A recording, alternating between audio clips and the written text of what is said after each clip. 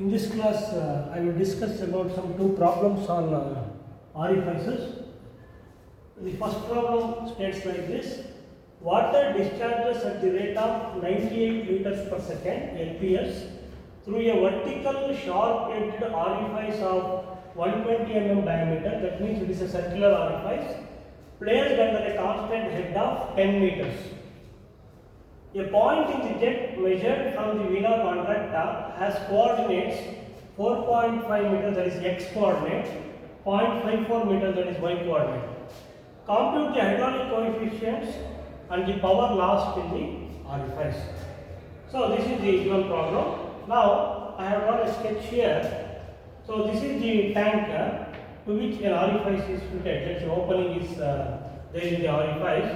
So diameter of this is a circular orifice. So diameter of the orifice is given. So it is given as 120 mm. So 120 mm is the diameter, that is 0.12 meters. So everything should be in meters and seconds. Actual discharge through this jet which emerges out of this orifice, we have given it as 98 liters per second or 0.098 meter cube per second. So 98 divided by 1000. Area of the orifice becomes pi d square by 4, where d is the dia of the orifice, pi by 4 into 0.12 square, 0.0113 meter square. That is the area of the orifice. Now here, what he has told here is, so this is the Vena contracta, this section. So from the Vena contracta, a point is taken along the jet. That point is at a distance of horizontal distance, that is x, horizontal distance of 4.5 meter, and vertical distance of that point from the center of this jet or from this Vena contracta is 0.54 meter. So these two he has given, and this orifice is working under a constant head of h here, which is 10 meters. That is also given. So 10 meters is the distance from the free surface to the center of the orifice. Now the question is, we have to compute the hydraulic coefficients of the orifice, that is CD, CV, CC, which I had explained in the last lecture, and also what is the power lost in the orifice. When the water emerges out in the form of jet, some power is lost in the orifice, so that value we have to calculate in watts. So here actually this is the experimental part of determination of hydraulic coefficients of orifice, which you have done in your fluid mechanics laboratory. So directly we can use the respective expressions for the hydraulic coefficients. So here first I will find out CD, coefficient of discharge, which is defined as the ratio of actual discharge to theoretical discharge. Here he has given actual discharge QA value as 0.098 meter cube per second. Theoretical discharge QT is nothing but the product of area of orifice multiplied by theoretical velocity. So that is theoretical velocity we have derived in the earlier lecture, that it is given by root 2gh.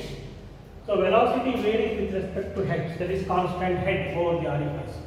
Now this is the expression for finding CD. Substitute the values. QA is 0.098 divided by A0, you have found out area of the orifice, this area. So this is your A0, which is 0.0113 meter square into root of 2 into 9.81 G value meter per second square into H value is 10 meters. If you simplify that, you get 0.619. So this is the value of coefficient of discharge. You can observe that this value lies between the values which I have given earlier, 0.612 to 0.65. Normally that is the standard value of CD of orifice. Now the second coefficient is coefficient of velocity CV, which is given by this x divided by 2 into root of YH. So this is the formula which we can derive and which we can use in the laboratory to find the value of CV. So by knowing the coordinates of one of the points along the jet, you can substitute the values of x and y here. X is the horizontal coordinate, which is given as 4.5 meters here, and y is the vertical coordinate, which is 0.54 meter.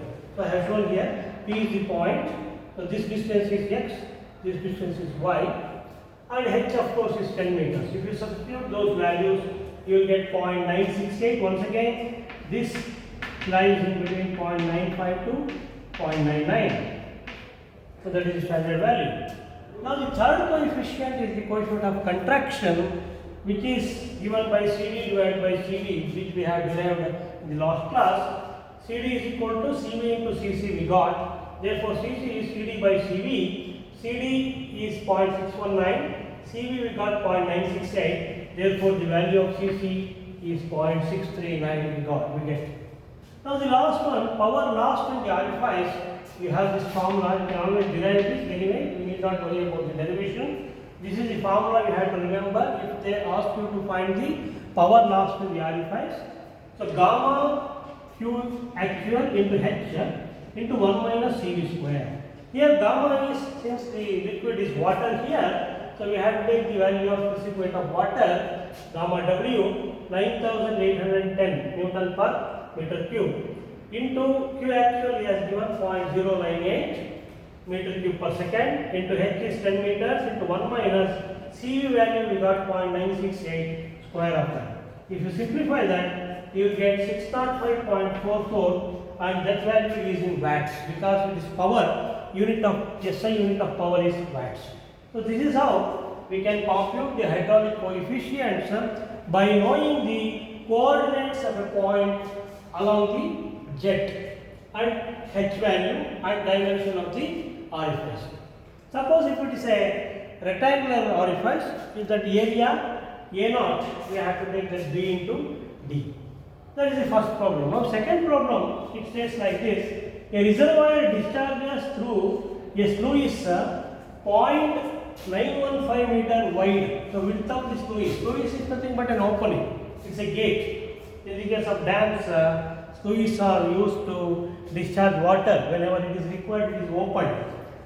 And 1.22 meter deep. So depth of the or height of the gate is 1.22 meter. This sluice itself is treated as orifice here. So sluice itself is treated as orifice. The top of the sluice is 0.61 meter below the water level in the reservoir. Downstream water level is below the bottom of the sluice. Compute number 1, discharge in the sluice. If CD is 0.6, point of discharge as given. And second one, the percentage error in computing the discharge, if at all the sluice is treated as a small orifice. So understand the problem. These are examination problems. Now to get the solution, I have drawn the figure here. So this is the reservoir portion. In this reservoir water is stored, and here what happens, according to the data, it is a rectangular sluice. So this is the sluice. So it is treated as an orifice whose dimensions are B is 0.915 meter and D is depth. The depth of the sluice is 1.22 meter, and he has given that the top of the sluice is 0.61 meter below the water level in the reservoir. So this is the water level in the reservoir. From this up to this, that is the top of the sluice is this point. Suppose if you take this as AB, A is the top of the sluice, B is the bottom of the sluice. So here, from here to here, I have taken as H1. H1 value is 0.61 meter, that he has given. Downstream water level, that is this side, downstream water level is below the bottom of the sluice. That means, the meaning of that is, the downstream water level means it may be somewhere here, see here. It may be somewhere here, it is below the bottom of the sluice, means the thing is that this is the case of discharging free orifice. It is not submerged, that is the meaning. So downstream water level is below the bottom of the sluice, means it is discharging free orifice, or it is not a submerged orifice. Now, what are the things he has asked? Compute number 1, discharge in the sluice. So what is the value of this Q actual? So here, whatever rate of flow is there in this through this orifice, that we have to find out, taking CD as 0.6. That is the first thing. Now let us find out the first thing. So B is 0.915, D is 1.22 meter, H1 is 0.61, and you can see here from the diagram I have taken H2 as the distance from the free surface to the bottom of the squeeze, which is nothing but H1 plus D, so which comes out to be 1.83 meter, and H is the head over the orifice. So please note that here head over the orifice is measured from the center of the orifice. This is center of the orifice. Suppose if I take the center as C, so this distance is your H from the free surface to C. That means it is H1 plus half of D. Half of D. So which will be 1.22 meter only, and he has given the value of CD as 0.6. Now first let us check whether it is a large orifice or a small orifice. So here to compare, to check whether it is large or small orifice, we have to calculate 5 times D. So 5 times D here is 5 into 1.22, 6.1 meter, and H is 1.22 meter. Here H value is 1.22 meter we have got. So if H is less than 5 times D, then it is a large orifice. In this case, H is less than 5 times D, it is a large orifice. That means we have to use the equation of a large orifice actually. It is a rectangular large orifice. So discharge equation for a large rectangular orifice is given by this. So you have to remember this equation. You can go through the derivation. Derivation is also there. But I have done the derivation for a small orifice. This is for a large rectangular orifice. 2 by 3 CD, actually this is the actual discharge, into B into root 2G into H to the power H2 to the power of 3 by 2 minus H1 to the power of 3 by 2. So you should be knowing these values. So H2 value we have got 1.83, H1 value 0.61 meter, B value 9.915 meter, G is 9.81 meter per second square, CD is 0.6. Substitute all the values and simplify, you will get 3.24 meter cube per second as the discharge. So treating this as large rectangular orifice, that's Lewis gauge, so we can get the value of actual discharge as 3.24 meter cube per second. So this is the actual answer. Suppose what he has asked here is, suppose if this orifice is this Lewis is treated as a small orifice, then what is the error in the computation of the discharge value? That's what he has asked. Now let me treat that opening or Lewis as a small orifice, and we have to use the formula of small orifice to compute the discharge. Now in the second part, so what he has asked here is percentage error. So treating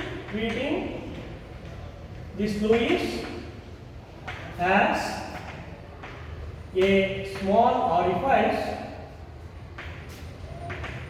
Now in the case of small orifice, discharge equation is given by CD into A0, area of the orifice, multiplied by root 2G H.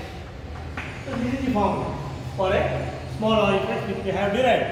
Now here the value of H I have found out here. So to the center of the orifice we have to take, which is 1.22 meter. Area of orifice we can calculate it as B into D. So this is the area A0. So you can take it as A0. And CD of course we have given it as 0.6. So the value is 0.6 into B into D, 0.915 multiplied by 1.22 into root of 2 into 9.81 into H value is 1.22. So this is what the value of Q if it is treated as a small orifice. Now this also you will be getting in meter cube per second. Now let us calculate this. So this is root of 2 into 9.81 into 1.22. So into 1.22 into 0.915 into 0.6. So you will be getting 3.28, 3.277, you can write meter cube per second. So this is the value by taking this Lewis as a small orifice. Now what is the percentage error in computing Q? Suppose if you treat the Lewis as small orifice, what is the percentage error in computing the discharge? It is given by this minus that. So that means 277 minus 3.24, the difference we have to take divided by 3.24 because that is the actual value, exact value. So we have to take that. Now if you simplify this into 100 of course, because we are also percentage into 100 we have to take. So the answer now it comes out to be, so 3.277 minus 3.24 is equal to divided by 3.24 is equal to into 100. That is, it becomes 1.14%. 1.14% you are going to get. So this is the percentage error in computation of Q. If at all it is treated as a small orifice. Actually it is a large orifice. If you treat it as a small orifice and compute, this is the error you are going to get in the computation of discharge.